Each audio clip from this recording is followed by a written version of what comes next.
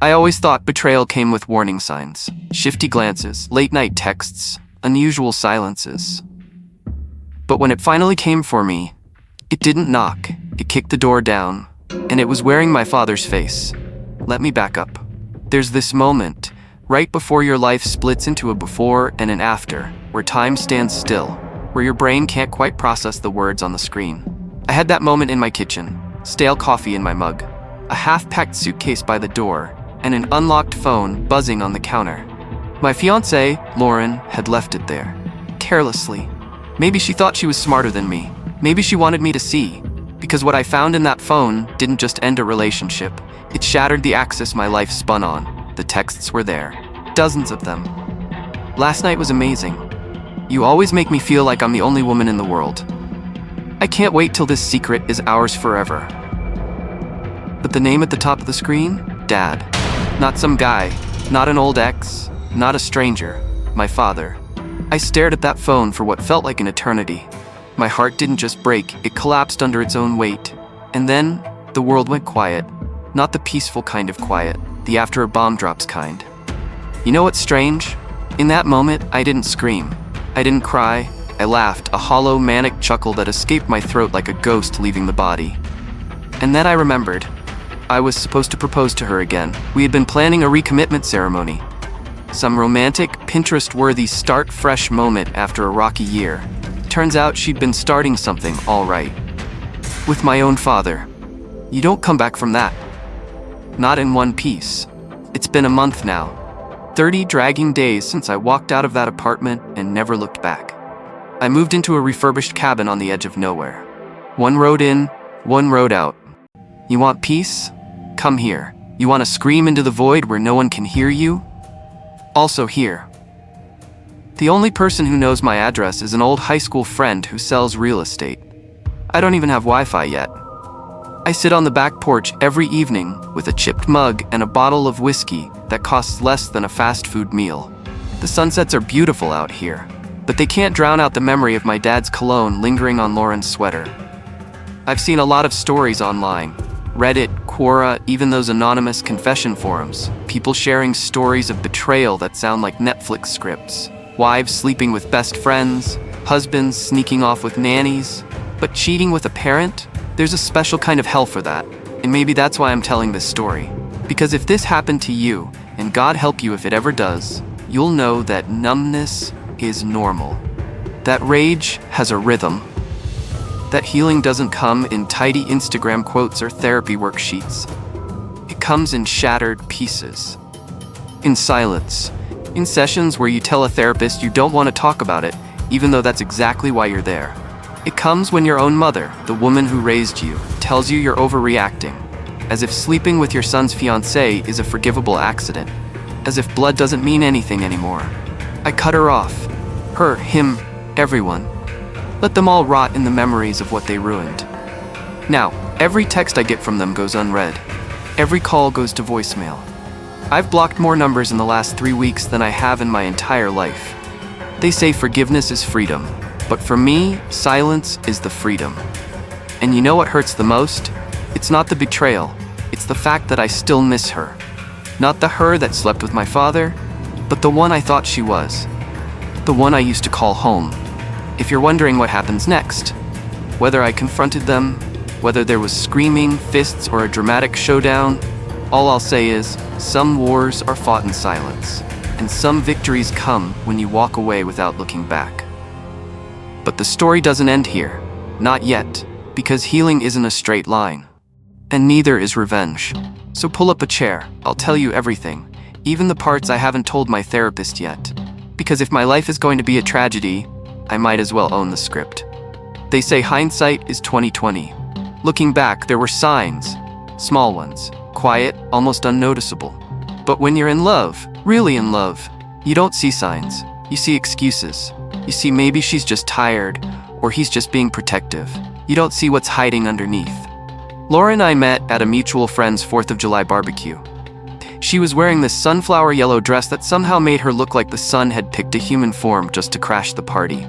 Confident, witty, the kind of woman who made everyone laugh without trying. She was magnetic. And me? I was the guy standing by the cooler, pretending I wasn't watching her talk to everyone but me. Eventually, she found her way over, cracked a joke about my beer snob choices. I said something stupid about IPAs. She laughed. That was it. Game over. Hook, line, and ring. The proposal came a year later. Nothing extravagant. No hot air balloons or flash mobs. Just us, at our favorite hiking trail. The one where she said she felt closest to God, and I just liked the silence. We were sitting on this cliff, legs dangling off the edge. I pulled the ring out of a sock in my backpack because I was terrified she'd find it before the hike even started. And when I asked her, she didn't cry. She grinned. Like she knew the answer had always been yes. That night we called my parents, and here's where the knot in my stomach starts to make sense. Because when my dad answered, he sounded different.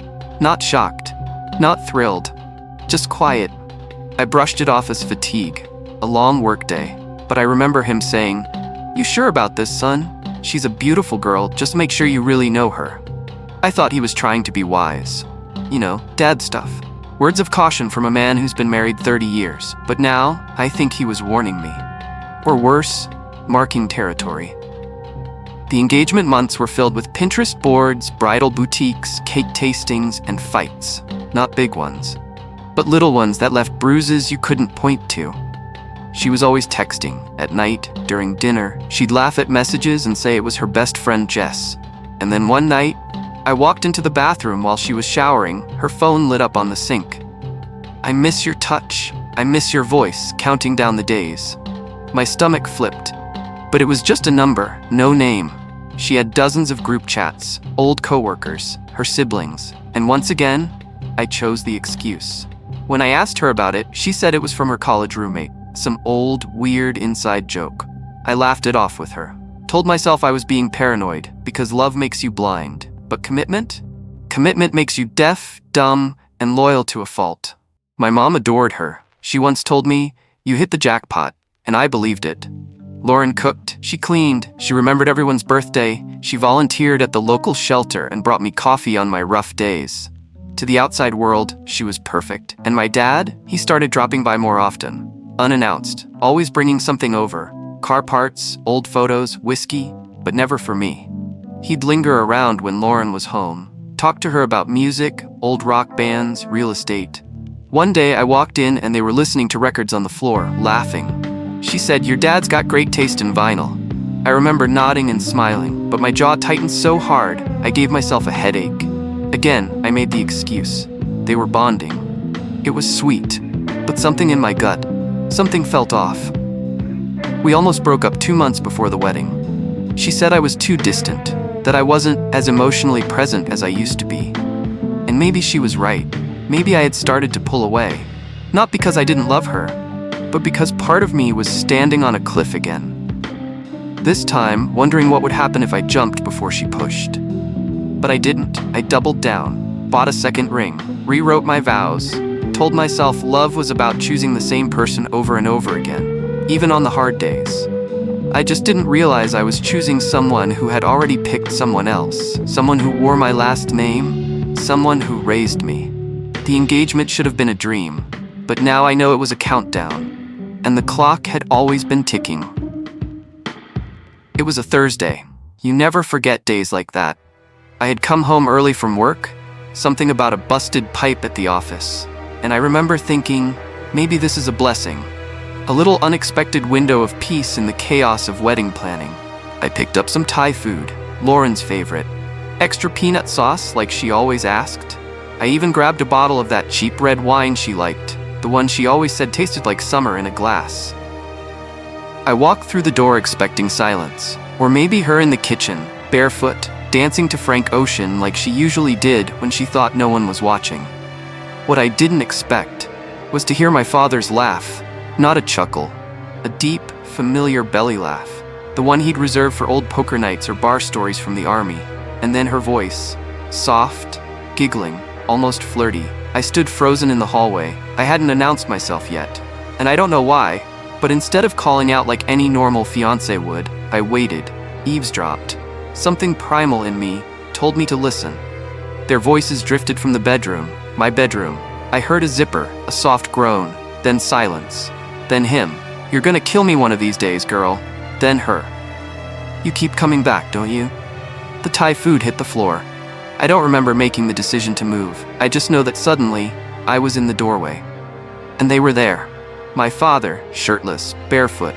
Lauren, wrapped in the blanket I bought her for Christmas, clutching it like it was armor. She gasped. He didn't. He looked at me like I was interrupting dinner. "Son," he started. "Son." Like he still had the right to call me that. I couldn't speak. There was no sound in my throat, just a burning, a buzzing in my ears. Everything was blurry except for the image burned into my eyes. The two people I trusted more than anyone in the world. Naked in the most sacred part of my life. Lauren stood up. She moved toward me. I didn't mean for it to happen. I stepped back. My back hit the hallway wall. I slid down it like I'd just been shot. And maybe I had. Not with bullets, but with betrayal so deep it punctured something permanent. My father stood there like it was a misunderstanding, like maybe I'd get over it. Like this was just another fight we'd patch up with time. I left without a word. Keys, wallet, no shoes. I walked for what felt like hours, eventually ended up in a gas station parking lot, sitting on a curb, shaking. I didn't cry, not then. I think my soul was too stunned to mourn. The next day I packed a bag and moved into a motel, didn't call anyone, didn't answer texts. Lauren messaged me, "Please let me explain, it wasn't about you." And my father sent me a voice memo. I couldn't listen, still haven't. I changed the locks that weekend, called the landlord, told him I'd be gone by the end of the month, and told him if either of them showed up, I'd call the cops. Funny thing is, you always think that if something this awful happened, you'd scream, break things, rage, but I didn't. I was still. So still it scared me. Like grief had pulled the plug on everything inside me, and all that was left was static. Friends started reaching out, said they heard rumors, but no one knew the whole story. I didn't correct them, didn't explain, because how do you tell someone your fiancé slept with your father? You don't. You bury it, and hope that somewhere, somehow, the truth will stay dead. But the truth doesn't die. It visits you in the quiet, it watches you in the mirror, it lies next to you in the empty bed. And every time your phone buzzes, you wonder if it's her, if it's him, if it's the ghost of the life you thought you had coming back to mock you one more time. That was the day I found out. But what I didn't know yet was that it wouldn't end there. That discovery was just the doorway. What came next was the fallout. It's strange what you miss first. Not the person, not even the relationship, but the routine. The sound of her brushing her teeth in the next room. The way my dad used to text me memes he didn't quite understand. Sunday mornings, when we'd all meet for brunch and pretend we were a normal family. After everything came out, those moments vanished like they'd never happened. And in their place, an empty inbox, a silent phone, and the kind of loneliness that doesn't just visit, it moves in. I didn't tell my mom right away, I didn't know how, but somehow she found out. I thought maybe she'd side with me, be shocked, outraged, but instead she called me dramatic. She said, and I quote, "Sometimes adults make mistakes. Don't blow this up more than it already is." I couldn't breathe. That was the moment I realized I hadn't just lost my fiancé, I hadn't just lost my father. I'd lost my mother too. I hung up, blocked her, blocked all of them. The thing about betrayal is, it doesn't knock, it takes. And once it enters, it drags everything down with it. Friends started texting, half curious, half concerned. One of them, Mark, asked me point blank, "Is it true your dad slept with Lauren?" I didn't answer. I just sent back a thumbs up emoji and logged off for good. At work, I became the guy who moved like furniture. You saw me there, but I barely made noise. People whispered. Some gave me looks like they knew. Maybe Lauren had told someone. Maybe someone's cousin had seen my dad's car parked out front too often. My boss tried checking in. "You seem off. Everything okay at home?" All I said was, "Home doesn't exist anymore." That shut the conversation down. I got through the days by pretending they were scenes in a movie. If I kept my voice low enough, if I made just enough eye contact, if I turned in my reports on time, maybe I'd pass for someone stable. But inside, I was a wreckage site, smoldering. Nights were worse. Silence stretched like skin over broken bone. I'd lie on the mattress, a new one, and stare at the ceiling. The old bed was the first thing to go. I couldn't even look at it. Therapy became my only constant. My therapist, Dr. Brooks, didn't say much at first. She just listened. Really listened. And that was something I didn't even know I needed. She asked me once, "What was your relationship with your father like before all this?" And I laughed, an empty, bitter kind of laugh.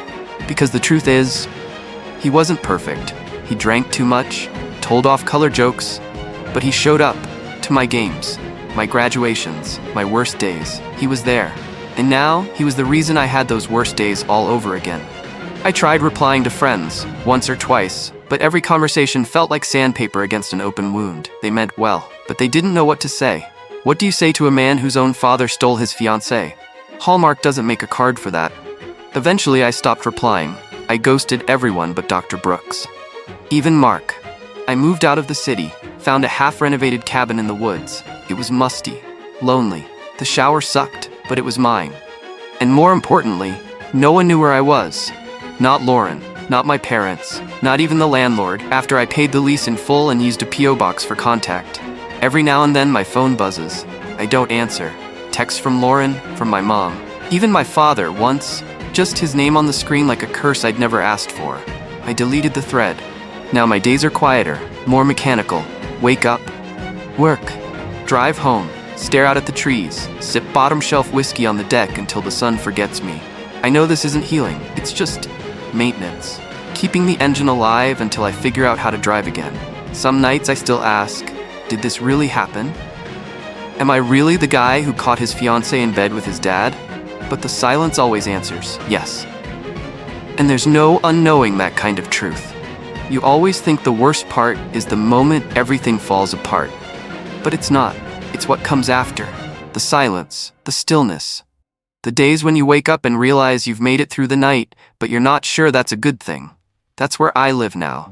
Not in the heartbreak, but in the hangover of it. People like to say time heals. They say it like a spell, like a promise. But time doesn't heal. Time just makes the damage quieter, less visible, more internal. I started therapy. I moved. I changed my number. I even bought a new set of dishes, because I couldn't stomach the thought of eating off the same plates Lauren and I used to laugh over. It was all part of the rebuild.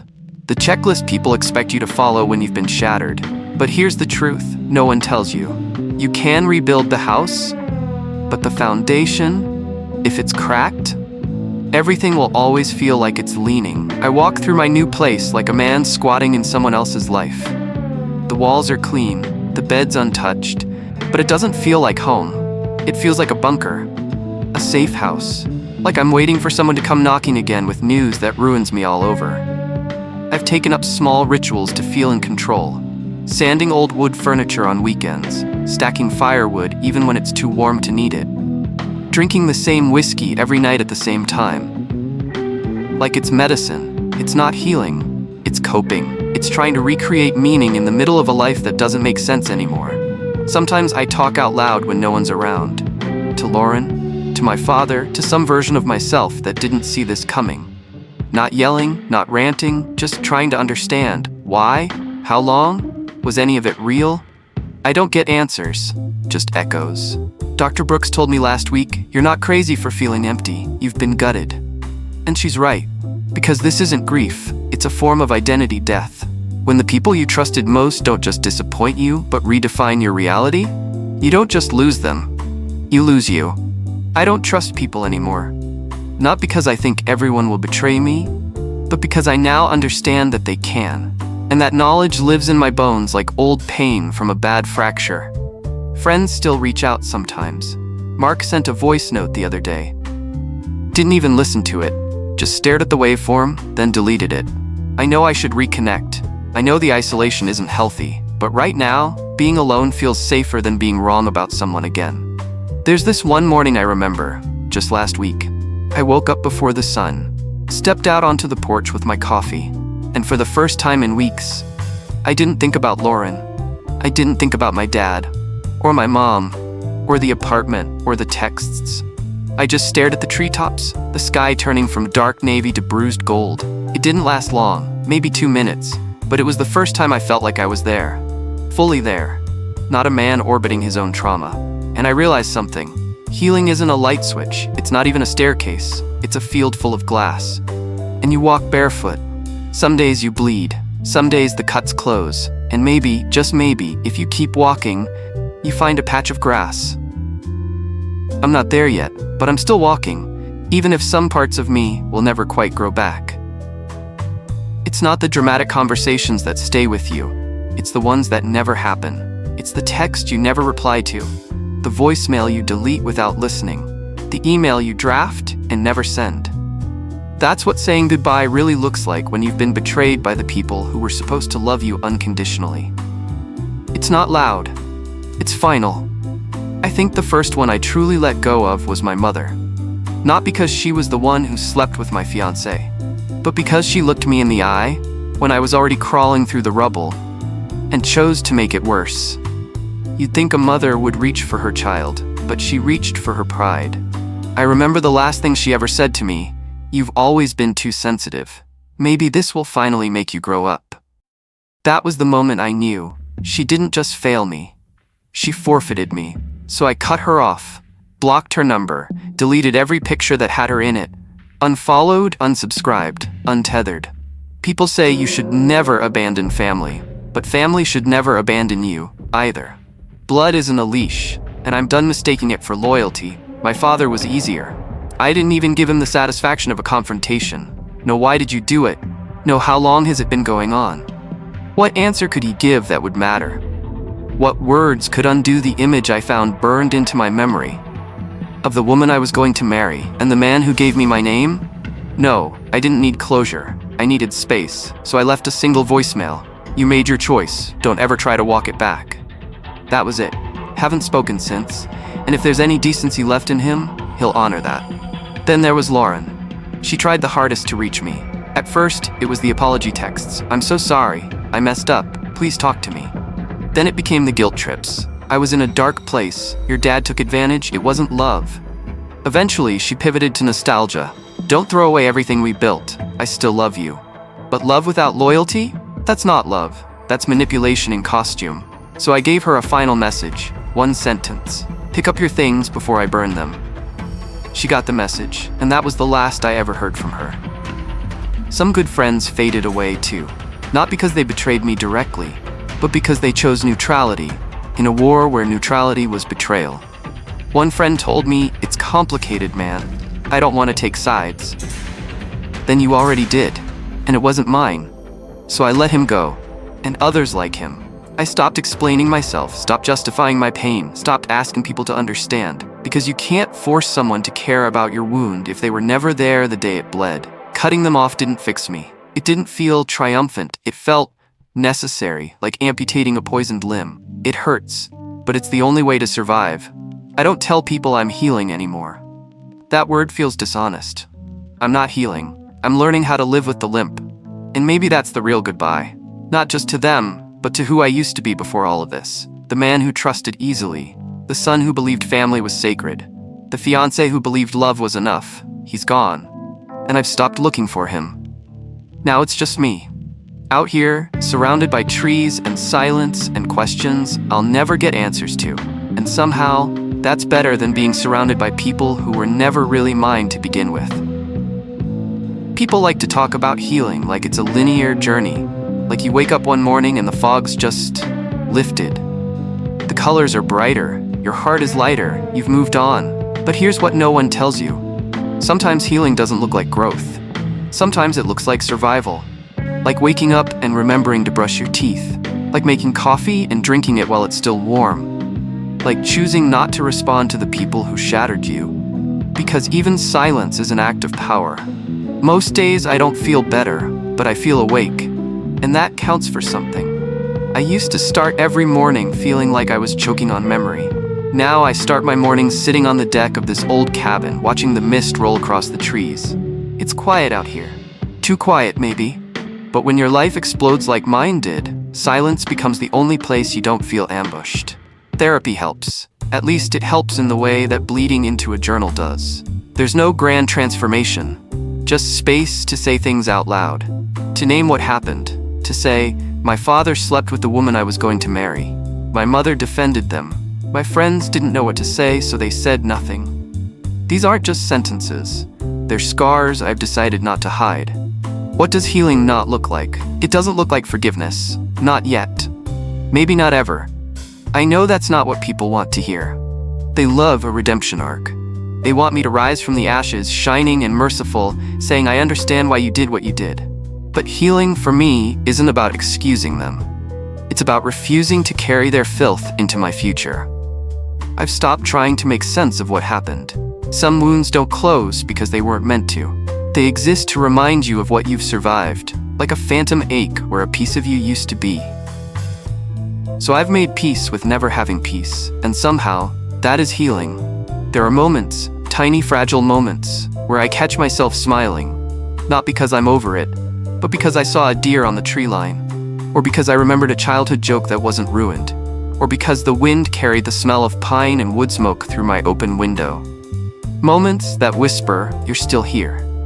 Healing doesn't mean I trust people again. It means I trust myself not to ignore the red flags next time. It means I can feel sad, but not destroyed. It means I can talk about what happened without shaking. It means I've stopped praying for apologies and started building a life that doesn't require them. I don't know if I'll ever fall in love again. The idea feels so distant, like something that belonged to a past version of me before betrayal twisted the definition of closeness. But maybe love will look different next time. Slower, quieter, less like fireworks, more like a campfire. Steady, safe, warm. I think I'd like that. Until then, this is what healing looks like. Bottom shelf whiskey, birdsong in the morning, therapy on Tuesdays. Breath in, breath out. No expectations, no grand return. Just me, stubbornly, silently, still standing. If you're listening to this, and you've been through anything even remotely close to what I have, I want to say something to you that I wish someone had said to me. You are not crazy. You are not weak for feeling like this broke you. You're not overreacting. You're not too sensitive. You're not difficult for needing answers no one seems willing to give. And most importantly, you are not to blame. Betrayal like this, it doesn't just cut deep, it rewires your soul. It forces you to question reality, memory, even your own instincts, especially when it comes from people you trusted most, people you built your identity around. So if you're feeling lost, disoriented, paralyzed by the weight of what they did to you, that doesn't mean you're broken. It means you're human. I wish I could promise it gets better. But truthfully, some days it still doesn't. Some wounds don't heal the way we expect. They don't disappear, they scab over, they stay. But over time, you'll learn how to live around them. Not because it didn't matter, but because you matter more than staying stuck in their shadow. If your heart is numb, that's okay. If you can't trust anyone right now, that's okay too. You don't owe the world your forgiveness just to prove you've moved on. Healing is not performative. It's not for anyone else to witness or validate, it's yours. Private, uneven, slow. And honestly, that's the only real kind of healing that lasts. People might pressure you to reach out, to be the bigger person, to keep the peace. Let me tell you something. You're allowed to block them.